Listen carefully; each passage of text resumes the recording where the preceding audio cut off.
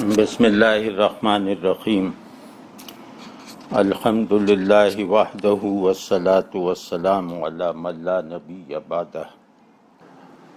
ابھی پچھلے کچھ مہینوں سے حالات اتنے زیادہ دگرگوں چل رہے ہیں کہ بہت سے کام، بہت سے منصوبے جیسے ذہن ہی سے نکل گئے۔ تو اب انشاءاللہ اب پچھلے مہینے سے میری طبیعت کی وجہ سے یہ نشستیں نہیں ہو رہی تھیں۔ اب اللہ نے چاہا تو انشاءاللہ اب امید ہے کہ جاری رہیں گی۔ تو پچھلی مرتبہ جہاں تک مجھے یاد پڑتا ہے کہ ہم نے یہ طے کیا تھا کہ ہم جدید دنیا، اس کو چلانے والے افکار، اس پر غالب قوتوں کے مقاصد، ان سب کا تعین کر کے پھر یہ دیکھنے کی کوشش کریں گے کہ یہاں اب دین کے دفاع اور سروائیول کے جو مسائل پیدا ہو چکے ہیں ان کا حل کیا ہے۔ مطلب ہم اس دنیا میں جس کی تعمیر میں ہمارا کوئی ہاتھ نہیں ہے، اس میں ہم ایک اجنبی یا زبردستی کے مہمان کی حیثیت سے رہتے ہیں۔ تو اپنی اس حیثیت کو پیش نظر رکھتے ہوئے جب یہ مسئلہ ہمارے سامنے آتا ہے کہ ہمارا دین، اور ہمارا دین ہی نہیں بلکہ خدا کو ماننے والی پوری فکر، خدا کے تصور کی عقلی، اخلاقی، روحانی تشکیل کرنے والے تمام سسٹمز اب سوالات کی زد میں نہیں ہیں بلکہ انکار کی لپیٹ میں ہیں۔ اور یہ منظر روز بروز واضح ہوتا جا رہا ہے، یعنی یہ منظر جس میں مذہبی ذہن ڈیفیٹزم اختیار کرنے پہ مجبور ہے، اور مذہب اور اس کے تمام اہم اور ثانوی کانٹینٹس کا تکبر کے ساتھ، رعونت کے ساتھ انکار کرنے والی طاقتیں وہ ہر پہلو سے غالب آتی جا رہی ہیں۔ تو کہیں بھی آپ دیکھ لیں، جہاں بھی کسی بھی مذہبی ذہن کو، مذہبی ذہن سے مراد یہ ہے کہ خدا کو ماننے والا، تو خدا کو ماننے والا اس وقت کوئی آدمی میرے علم میں موجود نہیں ہے جو خدا کے انکار کی روایت کو آگے بڑھانے والے آدمیوں کا مقابلہ کر سکے، ان سے ایسا مکالمہ کر سکے جس کو دیکھ کر، جسے سن کر یہ امید اور اعتماد پیدا ہو جائے کہ نہیں، خدا کو ماننا آج کل کے عقلی پرسپیکٹیوز میں بھی ممکن ہے بلکہ واجب ہے۔ یعنی خدا ریشنلی پروون ہے،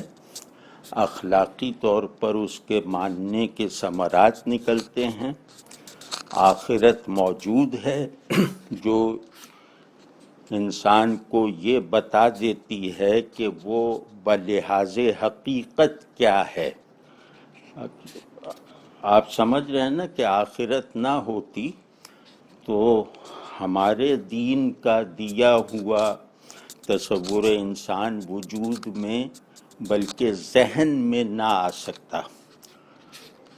تو لیکن یہ کہ اس وقت کہیں ایسا منظر دیکھنے کو نہیں مل رہا، ایسا مکالمہ سننے کو نہیں مل رہا، اور ایسا مباحثہ پڑھنے میں نہیں آ رہا جو ایسی امید بندھا سکے۔ تو اس انتہائی ناسازگار صورتحال میں، جس میں رفتہ رفتہ خدا کو ماننا بے عقلی کے مترادف ہوتا جا رہا ہے، اور کسی اور دین کو تسلیم کر کے اس پر چلنا، یعنی اپنے شعور کو، اپنے عمل کو اور اپنی طبیعت کو آرگنائزڈ ریلیجن کے مطابق بنانا، یہ اب دنیا کے لیے ایسے لوگ ڈراؤنے بن چکے ہیں، اور مطلب اب رفتہ رفتہ مذہب سے لا تعلق دنیا، یا یوں کہہ لیں کہ جدیدیت کے پروجیکٹ کی تکمیل کرنے والی تمام قوتیں اور اس پروجیکٹ کے ثمرات کو حریصوں کی طرح قبول کر لینے والی نام نہاد مذہبی ریاستیں اور معاشرے، وہ سب جو ہیں اس بات پر کہیں اعلانیہ اور کہیں مخفی طریقے سے متفق ہیں کہ دین کو اس کے نظام عقائد اور اس کے نظام عمل کے ساتھ ماننے سے انسان دشمنی پیدا ہوتی ہے۔ مطلب دین جو سب سے بڑا جذبہ اپنے ماننے والوں میں پیدا کرتا ہے، وہ ہے اپنے سے مختلف لوگوں کے لیے نفرت، وہ ہے دنیا کی طرف سے مستقل جہالت، وہ ہے اخلاقی معیارات کو حمیت کے نام پر کرش کر دینے کی روش۔ تو اب یہ سب باتیں ظاہر ہے میں کہیں پڑھتا ہوں، کہیں دیکھتا ہوں، اور سچی بات ہے کہ اس یلغار کو روکنا موجودہ مذہبی کردار اور ذہن کے لیے ناممکن ہے۔ یعنی کہ اس وقت ہمارے علم دین کی جو سطح ہے، الا ماشاء اللہ، اس علم دین کے ساتھ اور ہماری جو اخلاقی حالت ہے، مجموعی اخلاقی حالت، اس اخلاق اور اس کردار کے ساتھ الحاد کی، خدا کے انکار کی یلغار کو روکنا محال ہے۔ مطلب نہ یہ ذہن ان کے دلائل کو رد کر سکتا ہے، اور نہ یہ اخلاق کا مطلب اگر ہم انسان دوستی لیں تو وہ زیادہ اس وقت برمحل ہے، کہ نہ اس اخلاق سے ہم جدیدیت کی طرف ساری دنیا کے انسانوں کی کشش کو ختم کر سکتے ہیں۔ تو ہمارے ذہن میں چیزیں غیر مدلل اور اگلینس کے ساتھ ہیں، یعنی ذہن میں ہمارے اعتقادات نعوذ باللہ ایک بدصورتی اور ہٹ دھرمی کے ساتھ ہیں، اور بلکہ ہٹ دھرمی بھی تھوڑا اس میں بھی ہل جل ہوتی ہے، ایک بے حسی کے ساتھ ہیں۔ یعنی ہمارا ایمان ہمارے حافظے کی جس دیوار پر کندہ کی ہوئی عبارت کی طرح ہے، اس دیوار پہ مکڑی نے جالے بن دیے ہیں، اور اس دیوار کو صاف کرنا تو دور کی بات ہے، اس دیوار کی طرف نظر اٹھانے کا موقع بھی ہمیں برسوں میں ملتا ہے۔ تو ایسی غیر سنجیدگی اور بے حسی کے ساتھ اللہ پر، اللہ کے رسول صلی اللہ علیہ وسلم پر ایمان ہوگا تو ظاہر ہے کہ ذہن کی مثبت تعمیر کرنے والے تمام عناصر وہ آدمی دین سے لا تعلق ہو کے بلکہ دین سے گریزاں ہو کر دین کے دنیائے شعور سے باہر نکل کر ہی عکس کرے گا، جیسا کہ ہم دیکھ رہے ہیں، ہم خود ایسا کر رہے ہیں۔ تو اسی طرح یہ کہ جب ہم دیکھتے ہیں کہ انسانوں کے کام آنے والی، انسانی زندگی کو آسان بنانے والی، انسانی ذہن کو توانائی بخشنے والی، انسان کی علمی اور اخلاقی غرض ہر طرح کی روایتوں کو آگے بڑھانے والی ساری چیزیں انہی لوگوں نے دی ہے جو اب کہہ رہے ہیں کہ ہمیں خدا کی ضرورت نہیں، ہمیں دین کی احتیاج نہیں۔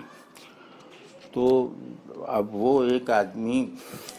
جب یہ دیکھے گا کہ ہمارے مذہبی ذہن اور ہمارا مذہبی نظام تعلیم اور نظام العمل دونوں مل کر بھی اس دنیا میں انسان کی زندگی میں راحت اور تحفظ وغیرہ پیدا کرنے کی کسی بھی مہم میں شامل نہیں ہیں، تو وہ پھر مطلب وہ جس طرح کا تعلق اپنے دین سے رکھے گا وہ واضح ہے کہ اگر اس کو آزادی مل جائے اور حفاظت مل جائے، تحفظ کی ضمانت مل جائے،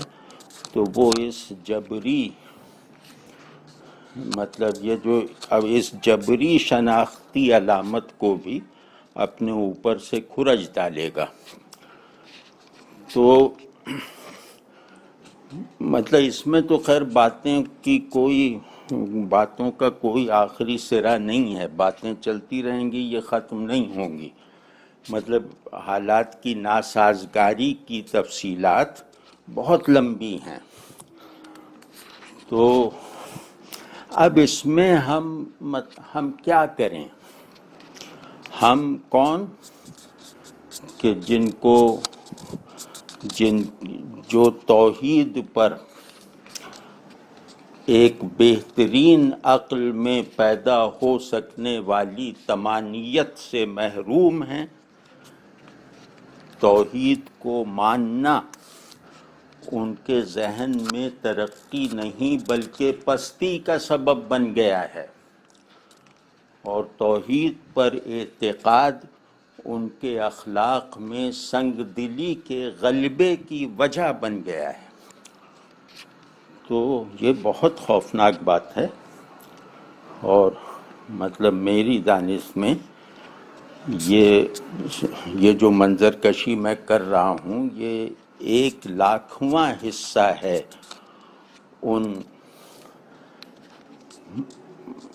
ان ناسازگار حالات کا جن کا ہم میں سے یعنی مسلمانوں کے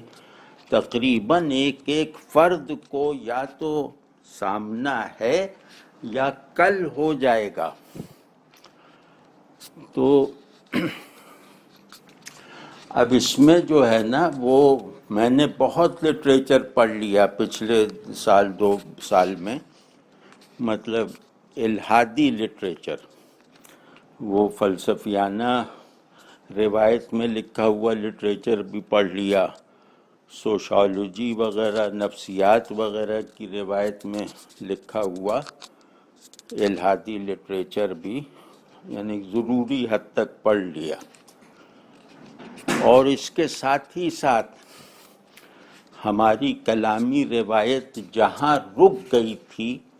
اس کلامی روایت میں رد الحاد کے دلائل بھی کہہ لیجئے کہ مجھے ازبر ہیں۔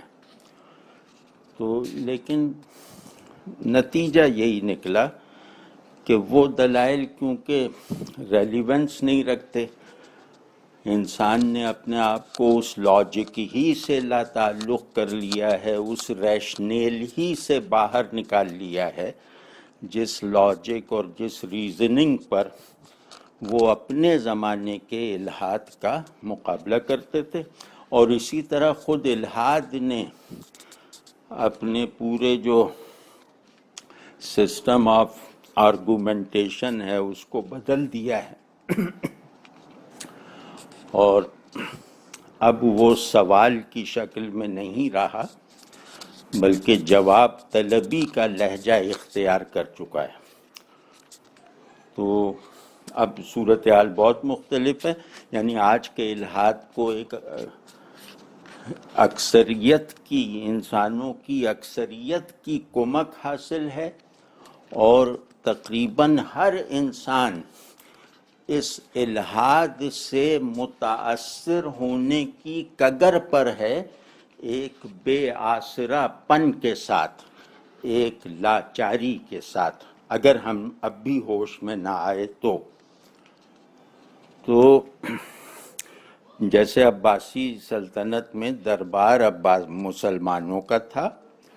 اس میں ملحدین آ کے اپنے کچھ تقریریں کرتے تھے، مناظرے کرتے تھے،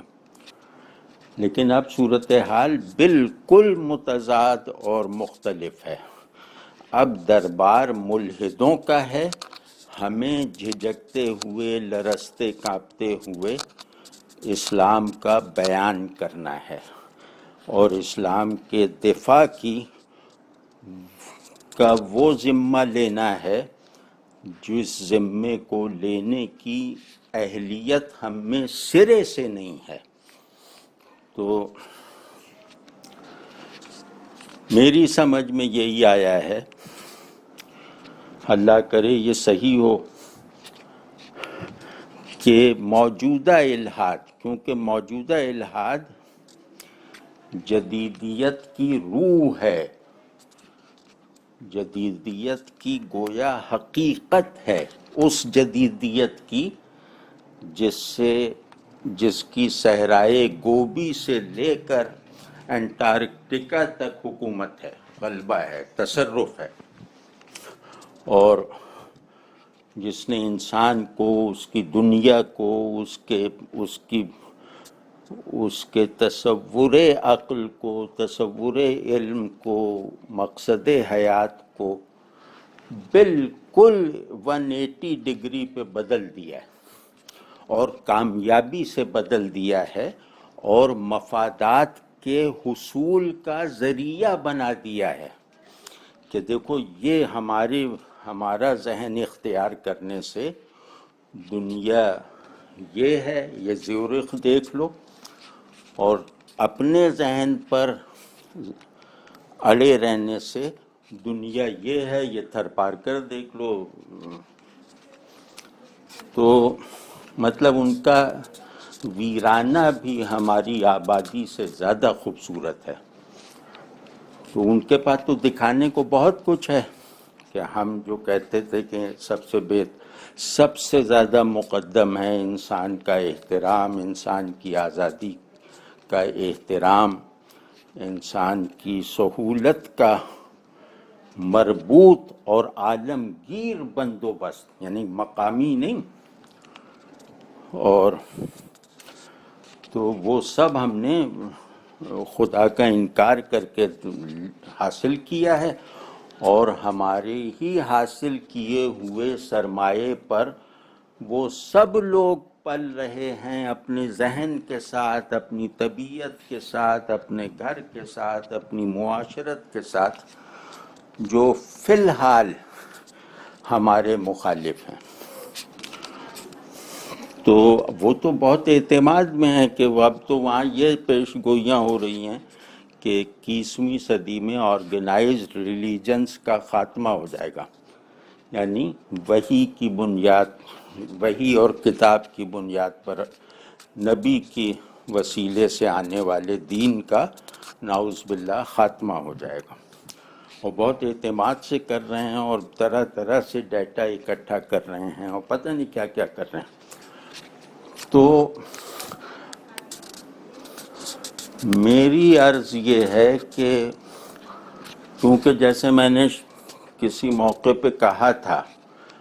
کہ تمام جدید علوم اور جدیدیت کے پروجیکٹ کے تمام مقاصد وہ اللہ کے انکار سے مشروط ہیں، یعنی انہوں نے تصور علم وہ دیا ہے جس سے اللہ ثابت نہ ہو سکے،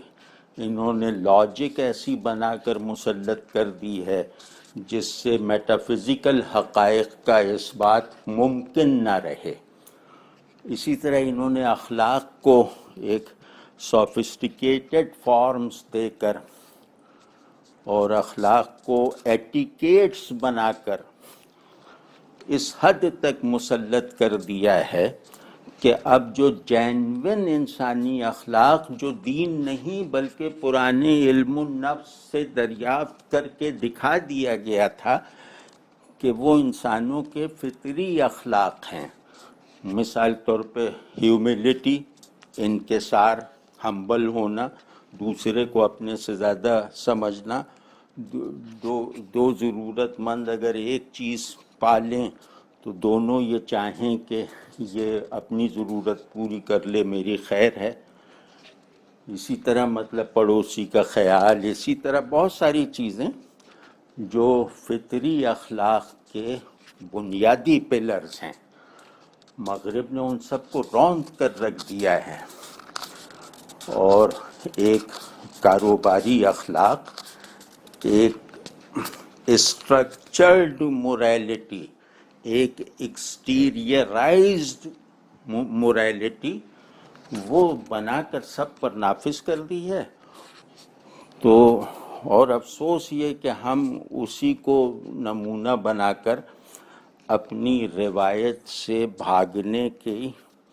تدابیر نکالتے ہیں کہ دیکھو مغرب میں سچ بولتے ہیں، وہاں یہ ہوتا ہے، وہاں یہ ہوتا ہے۔ جو مغرب جبلت پر قادر نہ ہو سکے، جس مغرب میں ذہن کو جبلت پر حاکم ہونے سے روک دیا جائے، وہاں مشینی اخلاق ہوگا، انسانی اخلاق نہیں۔ انسانی اخلاق کی تمام قسمیں، چاہے وہ لادینی ہوں چاہے دینی ہوں، ان سب کے لیے شرط واحد ہے کہ ذہن جبلت پر غالب ہو، اجتماعیت انفرادیت پر حاوی رہے۔ تو مغرب کا انڈیویجولزم، مغرب کا موجودہ ہیڈونزم، یہ کیا آپ کو نہیں بتاتا کہ مغرب نے جبلتوں کو ذہن سے لاتعلق کر کے ایک اوپن سپیس دے دی ہے اور ذہن کو اس بات کا پابند بنایا ہے کہ جبلتوں کی بے لگام حرکت پر وہ کوئی روک نہ لگائے اس وقت تک جب تک اس حرکت سے باہر بنائے گئے اسٹرکچرز، چاہے وہ معاشی ہوں سیاسی ہوں، جب تک وہ متاثر نہ ہوں، باقی سب آزادی ہے۔ اور مغرب میں آزادی کا تصور اصل میں جبلی آزادی ہے۔ تو یہ سب ہے، لیکن یہ سب باتیں ہم آپس میں کر سکتے ہیں۔ وہ کہتے ہیں بھائی تم نے جبلت کو، انسان کی 90% ڈرائیونگ فورس اس کی جبلتوں میں ہے، تو تم نے 90% انسانوں کی تحقیر کی ہوئی تھی، تم نے جبلت کو گویا گندگی کا ڈھیر مان رکھا تھا، یعنی 90 انسان کے 90% حصے کو تم نے کوڑا کباڑ بنا کے نظر انداز کر رکھا تھا، اس پہ زبردستی کی قدغنیں لگا رکھی تھیں۔ ہم نے انسان کو اس کی فطری حالت میں، فطری کا مطلب ہے جبلی حالت میں آزادی دلوائی ہے۔ اور ہم کون؟ مطلب ہمیں یہ نہ سمجھنا کہ ہم افریقہ کے زولو قبائل کی طرح جبلی آزادی کا پرچار کر رہے ہیں یا اس پر عمل کر رہے ہیں۔ ہم وہ جنہوں نے آئنسٹائن پیدا کیا، ہم وہ جنہوں نے نیوٹن پیدا کیا، ہم وہ جنہوں نے یہ پیدا کیا، وہ پیدا کیا. مطلب کون سی ایسی فیلڈ ہے جس کا سب سے بڑا آدمی ہم نے نہیں پیدا کیا؟ تو تم جس ذہن کو جبلتوں پر حاکم بنا رہے ہو وہ تمہارا ذہن ہی غلامانہ ہے. تم نے آزادی کا مطلب ہی نہیں سمجھا ہے. تو ہمیں تم اپنے کم ذہن کے، اپنے کم ترین ذہن کے ساتھ ذرا چیلنج کر کے تو دیکھو. یعنی جس ذہن کو تم جبلتوں پر حاکم بنا رہے ہو، ہم بھی تو دیکھیں کہ وہ تمہارا وہ ذہن کتنے پانی میں ہے. تو ظاہر ہے اس کا ہمارے پاس کوئی جواب نہیں. تو وہاں صرف وہ نہیں ہے کہ لوگ جبلتوں تک محدود ہوں، وہاں یہ مثالیں بھی بہت ہیں. تو اب اس میں جو ہے وہ ہمیں مناظرہ کرنا، کتابیں لکھنا، دین کو، اپنے عقائد کو ریشنلائز کرنا، ریشنلائزیشن کے اسی میتھڈ کو ایڈاپٹ کر کے ریشنلائز کرنا جو جدیدیت کا بنایا ہوا ہے. تو یعنی کہ ہم سے کہا جا رہا ہے کہ ہم پر ثابت کرو، ہمارے ثبوت کے طریقوں کی پابندی کرتے ہیں. تو اس میں مطلب حقیقت، افادیت، سب چیزوں کا پیمانہ ہم ہیں. تو اپنے دین کا مفید ہونا بھی ہمارے تصور افادیت کے مطابق ثابت کرو، اپنے دین کا حق ہونا ہمارے تصور علم و تصور اس بات کے دائرے میں رہتے ہوئے ذرا اظہار کرو اس کا. تو مشکل صورتحال ہے، مطلب اس میں نہیں پڑھنا چاہیے، کیونکہ جو یہ دنیا طاقت کی کنیز ہے، تو طاقت اگر ذہن سازی میں بھی کامیاب ہو جائے، طاقت اگر ہمارے وجود کی بنیادی احوال پر تصرف حاصل کر لے، ہمارے ذہن کی بنیادی ترین صلاحیتوں پر حاکم ہو جائے، تو پھر یہ موجودہ مغرب پیدا ہوتا ہے. تو ان کا جو ہم اگر اپنے سروائیول کا بندوبست کرنا چاہتے ہیں، اپنے انفرادی سروائیول کا بھی اور اجتماعی سروائیول کا بھی، تو اس کا طریقہ میری سمجھ کے مطابق صرف ایک ہے، اور وہ یہ کہ ہم یہ بتا دیں کہ اسلام کو ماننے کے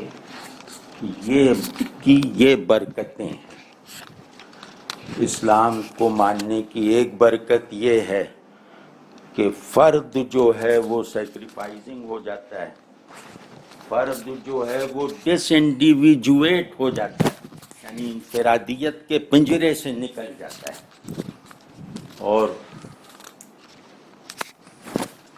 اور اجتماع یعنی معاشرہ بھی ایسا ہو جاتا ہے کہ اس کی وہ اسلام قبول کیے بغیر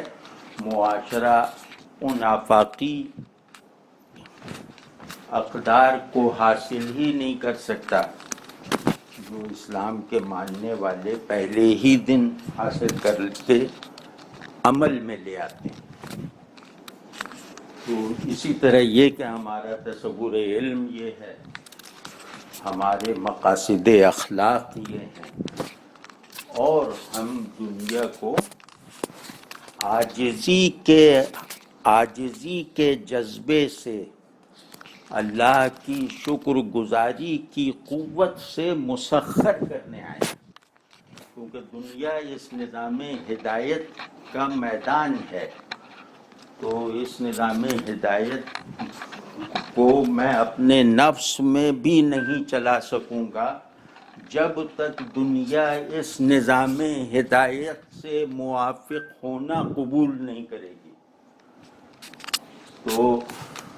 اس کا مطلب ریاستیں کھڑی کرنا، بڑے بڑے نظام بنانا، انڈسٹریز بنانا، سائنسز پیدا کرنا، یعنی کہ تصرف اور غلبہ اگر دنیا پہ چاہیے تو ظاہر ہے کہ اس کا علم بہت ہونا چاہیے، اس کے میکینکس میں دخل اندازی کی قوت ہونی چاہیے، اس میں پیدا ہونے والے میکینیکل اور اسٹرکچرل خرابیوں کو دور کرنے کی صلاحیت ہونی چاہیے۔ تو وہ جب تک نہیں ہوگا، مطلب یہ کہ دیکھو مسلمان ہونے کی یہ برکتیں، مجھ سے نہ پوچھو کیونکہ ذہن ارادے کا پابند ہوتا ہے۔ تم نے ارادہ کر رکھا ہے کہ اللہ کو نہیں ماننا، اور تم نے ذہن بھی ایسا بنانے میں کامیابی حاصل کر لی ہے جو اللہ کو ماننے سے مناسبت ہی نہیں رکھتا۔ تم نے علوم بھی، ہر علم ایسا ایجاد کیا ہے جس کی حرکت صرف چیزوں پہ ختم ہوتی ہے، چیزوں کے خالق تک پہنچتی نہیں۔ تو ہم ہیں، دیکھو ہم نے وہ ذہن بنا دیا جس ذہن کے لیے اللہ کو ماننا نیچرل ہے، محض ریشنل نہیں ہے، یعنی ہائر انٹلیکچویلٹی کے ساتھ نیچرل ہے۔ اور دیکھو اس ذہن سے جو اللہ کو ماننے کی وجہ سے پرورش پایا ہوا ہے، اس ذہن کے کمالات کو دیکھو کہ ہم نے کوانٹم فزکس کی اصلاح کر دی، ہم نے بگ بینگ تھیوری کو ان جاہلانہ تصور بتا کے رد کر دیا، ہم نے بایولوجیکل ایولیوشن میں پیدا ہو جانے والے کھانچوں کو اس طرح درست کر دیا کہ اس ایولیوشن سے نکلنے والے نتائج اور اس ایولیوشن کی دریافت کے بعد، اس کے قیاس کے بعد پیدا ہونے والے ایتھیزم کا قلع قمع کر کے دکھا دیا۔ تو اب یہ ظاہر ہے کہ یہ ایک آدمی کا کام نہیں، آپ دنیا کا سب سے بڑا ذہن، یعنی دنیا کا سب سے عاقل اور عالم اور عارف فرد مسلمان کر لیں تو وہ اس صورتحال میں کوئی تبدیلی نہیں لا سکتا۔ جب تک ہم امت کی سطح پر، اجتماعی اسکیل پر اسلام کے اولین مقصود کو عمل میں لا کر نہیں دکھائیں گے،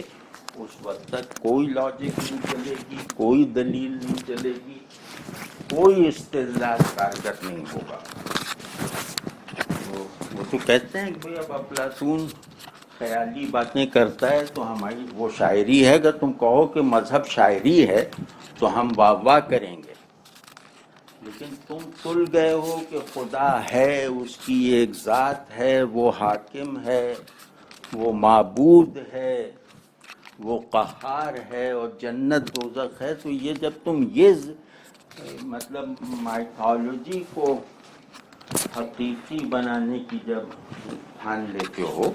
تو اس وقت ہم تمہیں روکیں گے، اور وہ روکنا بھی تمہاری بھلائی کے لیے ہوگا۔ مطلب یہ اب جو ناسازگاری ہے وہ زیادہ شدید اس لیے ہے کہ اس میں پرسیکیوشن نہیں ہے، اس میں اعلان جنگ نہیں ہے، یہ بالکل دوست بن کر کی جا رہی ہے، یہ خیرخواہ اور ہمدرد بن کر ہمیں سمجھایا جا رہا ہے کہ اللہ کو مان کے تم نے 1400 برس میں کیا کر لیا، اب ہماری تم نے ہمارے منکر ہوتے ہوئے ہمارے اسکولوں کالجوں میں پڑھ کے دیکھو زندگی کو اپنے لیے کتنا آسان کر لیا۔ تم دیکھو کہ مدرسے کا پڑھنے والے کی ذہنی سطح کیا ہے اور یونیورسٹی سے نکلنے والے کی ذہنی سطح کیا ہے، ان کو کتنا دنیا حاصل ہے اور ان کی کتنی ضرورتیں پوری ہو رہی ہیں، وغیرہ وغیرہ۔ تو اس کا جواب صرف یہی ہے کہ ہم ایک متوازی ہیومینٹی، ایک پیرلل ہیومن آرڈر پیدا کر کے دکھائیں، اور جب تک یہ نہیں ہوگا اس وقت تک ہم حدیث میں آنے والی پیش گوئی کے مطابق کفار کی ٹھوکروں میں رہیں۔ تو اس پہ انشاءاللہ آج جو گفتگو کی ہے، اللہ نے چاہا، اللہ ذہن میں رکھے تو آگے ہم اس کی 2-3 نشستوں میں تفصیل کریں گے اور یہ دیکھنے کی کوشش، یعنی کہ اس خیال کو زیادہ سے زیادہ قابل عمل کیسے بنایا جائے اس کے لیے ذرا کوشش کریں گے، اور اس کے لیے ایک جذبہ بھی پیدا کریں گے اور ایک کلیئر کٹ کانسیپٹ بھی اپنے ذہن میں مرکزی حیثیت کے ساتھ داخل کریں گے۔ تو میری بات ہو گئی ہے، اب کوئی صاحب کچھ فرمانا چاہیں، پوچھنا چاہیں، بتانا چاہیں، اصلاح کرنا چاہیں تو جو چاہے کریں۔ جی سر کچھ گزارشات ہیں جی اسی حوالے سے جو آپ نے گفتگو کی ہے۔ جی جی جبلت کا ذہن پر غلبہ، مطلب ظاہر ہے وہ گفتگو آپ نے بہت کمپیکٹ کی ہے اور اس میں سے بہت کچھ نکالا جا سکتا ہے، لیکن میں ایک سوال کا جواب ڈھونڈ رہا تھا کہ اگر ہم بیسکس میں رہ کے بات کریں تو ہونے کا کیا مطلب ہے؟ ہم کہتے ہیں کہ شعور اور وجود 2 اکائیاں ہیں یا یونیورسلز ہیں۔ اس گفتگو سے یہ لگتا ہے، ایون یہ فکر بھی کہ ذہن ارادے کا پابند ہے، یہ ریورس ہم پر بھی پیدا کیا جا سکتا ہے یہ اعتراض کہ تم نے اپنے آپ کو منا لیا ہے کہ خدا ہے، اس لیے تم خود اس تصور سے نہیں نکل پا رہے۔ سر سوال میرا اتنا ہے کہ اگر دونوں کیسز میں دیکھا جائے تو ذہن ایک طرح کی بائیفرکیشن کا شکار ہے یا شعور۔ سوال میرا یہ ہے کہ کیا ہم اگر یہ ثابت کرنے میں کامیاب ہو جائیں کہ ایک یونیورسل ذہن ہے، یعنی ذہن کے اپنے کچھ میکینکس ہیں یہ شعور کے، اگر جبیلت کو اس پہ غالب کیا جائے گا تو اس غلبے سے یہ فلاں خرابیاں نکلیں گی، چاہے وہ کسی کا بھی ذہن ہو، یعنی نفسیاتی سطح پر اس کے کچھ اثرات نکلیں گے۔ تو پہلا سوال یہ ہے کیا ہم ایسا کوئی ڈیٹا فراہم کر سکتے ہیں ایسی طبیعت کی، ایسی جبلت کی غلبے کی وجہ سے جو خرابیاں پیدا ہوتی ہیں، کیا اس کی طرف کوئی اشارہ کیا جا سکتا؟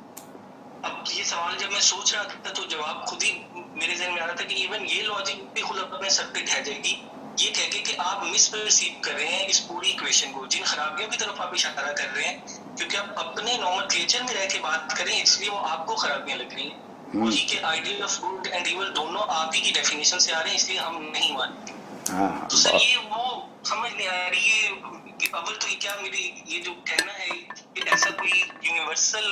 ہم دکھا سکتے ہیں جس کا انکار کسی بھی طرح سے ممکن نہ ہو، یہاں سے کائنڈلی بات کو بتائیے گا۔ ہاں دیکھیے، یہ جو آپ نے باتیں ارشاد فرمائی ہیں وہ میں دوسرے انداز سے ابھی گفتگو میں بہت صحیح باتیں ہیں، اور یہ جو آپ نے باتیں ارشاد فرمائی ہیں ان میں سے اکثر یہ اپنی گفتگو میں دوسرے لفظوں میں کہنے کی کوشش کر چکا ہوں، اور میرے کہنے کا مطلب یہ تھا کہ جب ہم نے یہ کہا کہ ذہن ارادے کے تابع ہوتا ہے تو یہ ایک یونیورسل بات کے طور پہ کہا ہے۔ تو اگر وہ ہم سے کہتے ہیں تمہارا ذہن تمہارے ارادے کے تابع ہے تو ہم کہیں گے کیوں نہیں، ذہن کا کام ہی ارادے کی تکمیل ہے۔ تو اس میں ایک ٹیکنیکل بحث ہے کہ ارادے کا پابند ہونا یا ارادے کی تکمیل کرنا، ذہن کا اصل کام کیا ہے، لیکن بہرحال ذہن اور ارادے میں ایک لازم و ملزوم کی نسبت ہے، تو وہ ہم انہیں کوئی تانا دینے کے لیے نہیں کہہ رہے تھے، وہ تو اس بات کو اس طرح کہہ رہے تھے کہ جو تمہاری مراد ہوگی، تمہارا ذہن اس مراد کے حصول کی طرف فوکس ہو جائے گا۔ تو جیسے ہماری مراد فرض کیا اللہ ہے تو ہمارا ذہن بھی اس مراد کے حصول کی طرف فوکس ہونا چاہیے۔ تو ہم نہیں ہو سکے، تم اپنی مرادوں کو ذہنی مرادیں بنانے میں کامیاب رہے۔ تو ایک تو یہ بات ہے، دوسری یہ بات ہے کہ پرٹیکولرائزیشن کے بغیر، یعنی پرٹیکولرائز یونیورسلز کو پرٹیکولرائز کیے بغیر انہیں ذہن کے کام میں نہیں لایا جا سکتا. یونیورسلز جو ہیں وہ لاشعور میں جامد ہوتے ہیں، وہ جو آرکیٹائپل ہوتے ہیں، لیکن یہ کہ ذہن اور پھر ذہن سے عمل میں آنے یا ذہن سے تفصیل پکڑنے کی جب ان میں حرکت پیدا ہوتی ہے تو وہ ان کی پرٹیکولرائزیشن کے ساتھ ہوتی ہے. واضح ہے نا؟ تو اگر وہ جیسے ہم کہہ رہے ہیں کہ وہ انہوں نے ایک پرٹیکولر پرسپیکٹو سے یونیورسلز کو دیکھا اور ایک پرٹیکولرائزیشن کے ساتھ انسانی شعور کی یونیورسیلٹی کو عمل میں لا کے دکھایا، تو یہ بات ٹھیک ہے. وہ اگر کہیں تو ہم کہیں گے ٹھیک کہہ رہے ہو، کیونکہ تم نے جیسا چاہا ویسا کرنے میں کامیابی حاصل کی یا بڑی حد تک کامیابی حاصل کی. ہم جو چاہتے ہیں وہ ہم چاہنے کی طرح چاہتے ہی نہیں ہیں. ہم ایک ادھورے پن کے مریض بن چکے ہیں، ہم ایک دو لختی کا شکار ہیں. ہم جیسے آپ نے کہا وجود اور شعور دو پولز ہیں، اور یہ یونیورسل پولز ہیں، یعنی علم اور وجود. تو ہم تو ان دو پولز کا توازن برقرار رکھنے میں کامیاب نہیں ہیں. تو ہمیں تو جو کچھ وہ کہیں وہ ٹھیک ہے، لیکن اگر اس سے آگے بڑھ کے وہ کہیں کہ بھئی تمہارا دین اور تمہارے دین سے پیدا ہونے والی کانشس جو کیٹیگرائزیشن آف تھنگس ہے وہ ایسی ہے اور وہ ویسی ہے، تو اس کا ہمارے پاس شافی، ایگریسو اور کنونسنگ جواب موجود ہے. اور وہ جواب ایسا ہے کہ جس جواب سے کنی کترانے کے نتیجے میں ویسٹ ایک ہولناک علمی بحران میں مبتلا ہے. تو میں ایسی کئی کتابیں کوٹ کر سکتا ہوں جو 21ویں صدی میں لکھی گئی ہیں کہ جس میں اس ہالونیس، یعنی جس نے وجود کو بھی کھوکھلا کر رکھا ہے اور شعور کو بھی ادھورا بنائے رکھا ہے، اس ہالونیس پر کا نوحہ پڑتی ہوئی کتابیں. تو جس کو بھی دلچسپی ہو، مثال طور پہ وہ ہیبرماس کو پڑھ لے، تو جس سے بھی دلچسپی ہو مثال کے طور پر وہ ٹیری ایگلٹن کو پڑھ لے وغیرہ وغیرہ. تو وہ ہم ان سے اس معاملے میں ذرا ایک بہتر پوزیشن پہ ہیں، یعنی ایک طاقتور پوزیشن پہ ہیں کہ دین جو کانشس کیٹیگریز اور ایگزسٹینشیل اسٹیٹس اور ریشنل گولز فراہم کرتا ہے، مورل اینڈز فراہم کرتا ہے، وہ ان کا انکار تو کیا جا سکتا ہے، ان کے انکار کو زینت تو دی جا سکتی ہے، ان کے انکار کو باہر کی دنیا میں، یعنی باہر کے اسٹرکچرز میں مفید تو بنا کے دکھایا جا سکتا ہے، لیکن انسان اور اس کے باطن کی پیاس کو یا تو مارنے کی قیمت پر یا اسے بھڑکانے کی قیمت دے کر،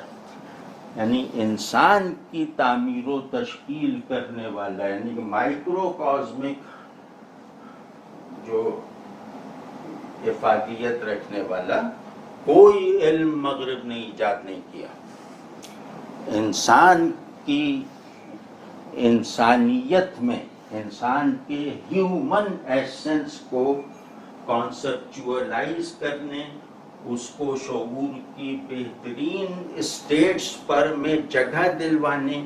اس کو عقل کے بہترین تقاضوں کی تکمیل کے نتائج بنانے میں مغرب مکمل طور پر ناکام ہے. تو یہاں سے ہم مطلب اپنا ایک سمجھیں کہ ایگریسو دفاع کر سکتے ہیں، لیکن یہ کہ ہم اس دفاع کے بھی قابل نہیں ہیں. مطلب ہم اپنی دکان کے موتی کو کسی دوسری دکان پہ رکھے ہوئے کنکر سے برتر ثابت کرنے کی صلاحیت نہیں رکھتے. اسی کا تو رونا رو رہے تھے. تو وہ صلاحیت اس لیے نہیں رکھتے کہ ہماری دکان میں رکھا ہوا موتی ہمارے باطن کے خزانے کا حصہ نہیں بنایا جا سکا. بس رکھا ہوا ہے، پڑا ہوا ہے برائے فروخت. تو یہ ہے مطلب. اب تفصیل میں بھی انشاءاللہ جائیں گے، لیکن اتنی خراب صورتحال علمی سطح پر نہیں ہے، بشرطے کہ مقابلہ دین اور اس کے نظام حقائق اور مغرب سے بنائے گئے نظریہ علم اور اس کے نتائج کے درمیان کیا جائے تو وہ لوگ بہت پیتھیٹک حالت میں ہیں. لیکن مسئلہ صرف اتنا نہیں ہے، مسئلہ حقیقتاً یہ ہے کہ ان کی سمجھ میں وہ لوگ یہ کہنے میں حق بجانب ہیں، بہت سے لوگ، کہ بھئی اسلام مسلمانوں کے حق میں تو مفید ثابت ہو نہیں رہا، تو ہمیں قبول کرنے کی دعوت کیوں دے رہے ہو؟ تو یعنی اسلام کا مطلب ہے اللہ کے لیے ایثار وجود کرنا. وہ مغرب والے سمجھتے ہیں، کیونکہ وہ اپنے وجود کی کلیت کو اپنے مقاصد کے حصول کے لیے استعمال کرنے کی عادت رکھتے ہیں. تو وہ یہ جانتے ہیں کہ مسلمان ہونے کا مطلب کیا ہے، جو ہم بالکل نہیں سمجھتے یا سمجھنا نہیں چاہتے. تو وہ کہتے ہیں کہ بھئی اب چلو یہ لاجک وہ لاجک اس کو چھوڑ دو، لیکن یہ کہ یہ تو بتاؤ کہ اس کا تمہیں فائدہ کیا ہوا ہے. ہم یہ نہیں پوچھ رہے کہ تم چاند اور مریخ پر پہنچے یا نہیں پہنچے، ہم تو تم سے ہی اچھے آدمی کی تعریف، اچھے معاشرے کی ڈیفینیشن معلوم کر کے تمہاری ہی بتائی ہوئی ڈیفینیشنز کو تمہارے حضور میں پیش کر کے تم سے پوچھ رہے ہیں کہ یہ ڈیفینیشنز خود تمہارے اندر عمل میں کیوں نہیں آئیں. تو وہ وہاں ہم لاجواب ہیں، اور وہاں مطلب یا تو جھوٹ بولا جائے یا بھاگا جائے یا کان بند کر لیے جائیں، کوئی جواب نہیں ہے. اس میں یہ اعتراض یا یہ اشکال یا یہ تانا 101% درست ہے. تو اس پر میں جو عرض کر رہا تھا کہ زیادہ فوکس ابھی علمی تیاریوں میں تو بڑا وقت لگے گا. ابھی اپنے نظریاتی پاور اسٹرکچرز بنانے میں، اور پاور اسٹرکچرز بھی جو ہے وہ جبر کے مترادف نہیں بلکہ پاور تعمیر کے لیے، تو وہ دنیا پر تصرف حاصل کرنے کی مثبت قوتیں حاصل کرنے میں ابھی ہمارے ذہن کو بھی کچھ وقت لگے گا. ابھی ہماری طبیعتوں کو بھی اعلیٰ مقاصد سے مانوس ہونے کے لیے ایک لمبی مہلت چاہیے. تو وہ تو ہوتی رہے گی. جو فوری طور پہ کرنے کا کام ہے نا، وہ صرف اتنا ہے، ایک چیز ہے جو ہمیں بچا بھی سکتی ہے اور ہمیں مغرب کے لیے نجات دہندہ بنا سکتی ہے، مغرب کے سوسائٹل اسٹرکچرز کے لیے، مغرب کی سائیکی کے لیے. وہ یہ ہے کہ ہم اچھا آدمی اور اچھے آدمی کی ایکسپینشن کی حیثیت رکھنے والا معاشرہ جو مزید اچھے آدمیوں کی پرورش کی نرسری ہے، وہ بنا کے دکھاتے ہیں. وہ کہیں بھی نہیں ہے، مطلب وہ ایک گلی بھی عالم اسلام کی ایسی نہیں ہے. بس اس پہ اب اگلی مرتبہ غور کرنا ہے، پھر اس میں کہ تصور اخلاق ہمارا کیا ہے، وہ کتنا ایکچوئلائزیبل ہے، یہ سب ہم آگے چل کے دیکھتے رہیں گے۔ مطلب اس کے لیے تھوڑی جو علمی اور ذہنی کمک درکار ہے، یا جو دماغی کلیئرٹی درکار ہے، وہ بھی اپنے اندر پیدا کرتے رہیں گے، لیکن ایک اسٹیٹ آف ارجنسی میں ہمیں یہ دیکھنا ہے کہ فرد اسلام کی برکتوں سے چھلکتا ہوا اور معاشرہ اسلام کی برکتوں سے سیراب ہوتا ہوا، ورنہ تو پھر وہ یہ تانا تو سننا پڑے گا کہ یہ سب کہانیاں ہیں۔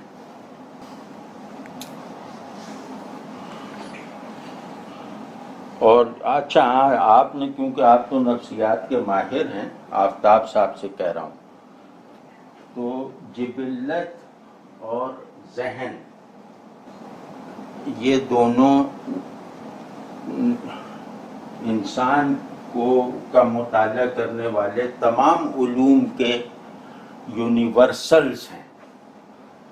مطلب کوئی یہ نہیں کہتا کہ انسان میں جبلت نہیں ہے، کوئی یہ نہیں کہتا کہ انسان ذہنی وجود نہیں ہے، اور کوئی نہیں کہتا کہ انسان کی شخصیت اس کے ذہن اور جبلت کے انٹریکشن سے بنتی بگڑتی ہے۔ تو یہاں تک اب بات یونیورسل ہے، اور یہ بھی یونیورسل آئیڈیا ہے کہ ذہن جبلت کی تراش خراش ہوتی رہنی چاہیے، اور یہ ذہن کی ذمہ داری ہے،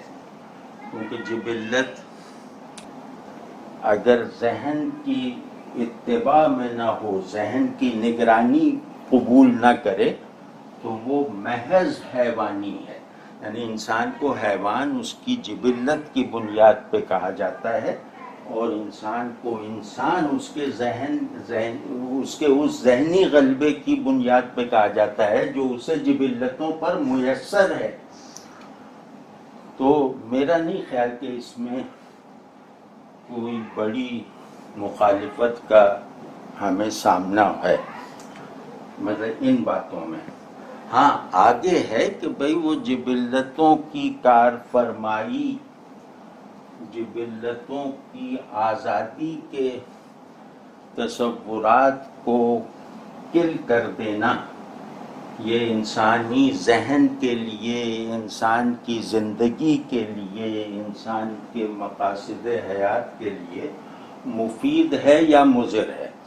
تو اس میں وہ کہتے ہیں کہ جبلتوں پر مذہبی گرفت سے گھٹن پیدا ہوتی ہے۔ تو یہ بات صحیح بھی ہے، لیکن اس بات کی صحت کو جن چیزوں کے انکار کا بہانہ بنایا جاتا ہے وہ غلط ہے۔ تو اس پہ بہرحال جب ہم بات کریں گے نا، تو ایک ایک چیز پہ تفصیل کرنے کی کوشش کریں گے، اور مل جل کے غور کریں گے کہ ہم کسی بھی طرح اپنی ذمہ داری ادا کریں۔ اور تو وہ سب باتوں کا تو میں جواب نہیں دے پایا، لیکن بہرحال اگلی نشستوں میں ممکن ہے کہ سب باتوں کے جوابات دینے کی کوشش تو ہو جائے نا۔